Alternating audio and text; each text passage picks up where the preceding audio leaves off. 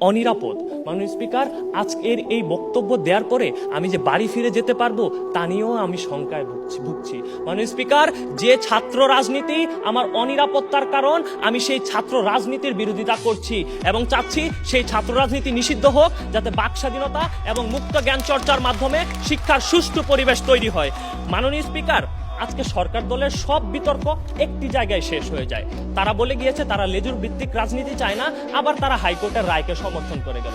মাননীয় speaker, high court কিন্তু ভালো করেই জানে এবং আমরা সকলেই জানি হাইকোর্টে কিন্তু ছাত্র সংসদের রাজনীতির জন্য রিট করা হয়নি। মাননীয় স্পিকার, হাইকোর্টের একটা পাওয়ার আছে যেটা হচ্ছে ডিসক্রিশনারি পাওয়ার। মাননীয় স্পিকার, হাইকোর্ট জানে, হাইকোর্টের সেই জ্ঞান আছে যে তার কাছে কোন রাজনীতির জন্য রিট চাওয়া হচ্ছে সে ভালো করেই জানে, এবং সে কোন রাজনীতিকে সমর্থন করে সে রায়টি দিয়েছে সেটিও তারা ভালো করে জানে। তা আমরা যেই রাজনীতিকে আজকে দেখছি লেজুর ভিত্তিক রাজনীতি, হাইকোর্ট থেকে সেই রাজনীতির রায় এসেছে এবং সরকারি দল সেই রাজনীতিকেই সমর্থন করে গিয়েছে। মাননীয় স্পিকার, তাদের পুরো বিতর্ক এই জায়গাতে মাননীয় স্পিকার সাংঘর্ষিক।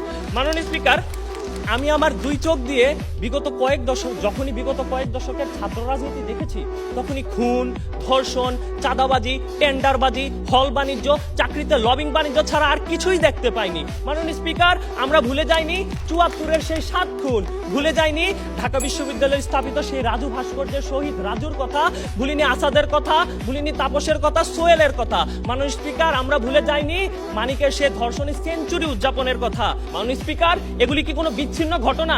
না মাননীয় স্পিকার, ২০০১ সালে রেহাই পাননি অধ্যক্ষ গোপাল কৃষ্ণ মুহুরী, ২০১০ সালে মহিউদ্দিন কায়সার হত্যা, একই বছরে মামুন হত্যা, ২০১৪-তে তাপস হত্যা, ২০১৬-তে দিয়াজ হত্যা, আর কত হত্যার গল্প শুনবেন মাননীয় স্পিকার।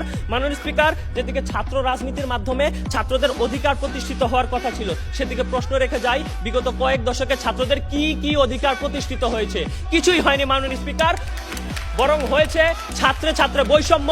একই ক্যাম্পাসের এক ছাত্রের সামনে আরেক ছাত্রের মাথা নিচু করে থাকতে হয়। মাননীয় স্পিকার, যেদিকে ছাত্র রাজনৈতিক দলগুলোর কথা ছিল ছাত্রদের অধিকার আদায়ের কথা বলা, সেদিকে আজ তারা কথা বলছে মূল ধারার রাজনৈতিক দলগুলোর পক্ষে। মাননীয় স্পিকার, আমি আওয়ামী লীগের পোশাক পরি না পরি বিএনপির পোশাক, আমি পরি ছাত্রদের পোশাক, কিন্তু যেই পোশাক করলে নেতাদের আশীর্বাদের নেশায় ছাত্রদের স্বার্থের বিরুদ্ধে দাঁড়াতে হয়, সেই পোশাকে ধিক্কার জানাই। আর যারা এই পোশাক পরছে তারা ছাত্র নামের কলঙ্ক।